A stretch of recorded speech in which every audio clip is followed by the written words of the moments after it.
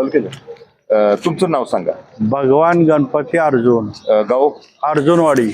बरं. तुमचं म्हणजे आता तुमच्या त्या वेशभूषेवरनं हा शिक्षक किंवा थोडस सुशिक्षित असेल असं वाटतंय. हा बरोबर आहे. व्यवसाय काय करतो?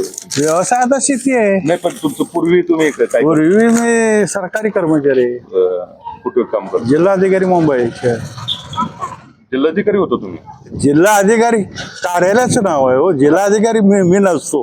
लक्षात आलं का? कार्यालयाचा जिल्हाधिकारी सांगली, जिल्हाधिकारी मुंबई असं आहे. कामाला होतं. असं आहे ते. रिटायर होऊन किती वर्ष झाले? झाले 10-12 वर्ष इथंच असतात. इथंच असतो. बरं. इथले म्हणजे आता जे इलेक्शन लागले पंचायत समिती जिल्हा परिषद त्याबद्दल तुम्हाला कल्पना असेल? ते मला काय कल्पना नाही. राजकारणामध्ये कधी मी राजकारणात करत आपल्याला काय गरज आहे?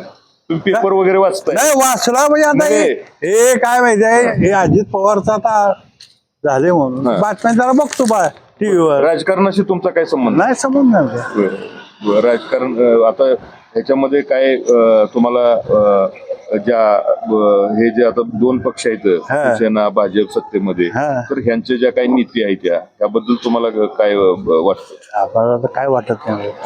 आपल्याला काय कल्पना एवढी. लय पक्ष असला तर काय आपल्याला काही नाही. राजकारण आपल्याला नाहीच नाही काय. पण ते तुमच्या जीवनावरती तो परिणाम टाकणारा घटक ठरतोय ना? ठरतोय बरोबर आहे. सगळ्यासाठी घटक ठरले ठरेल.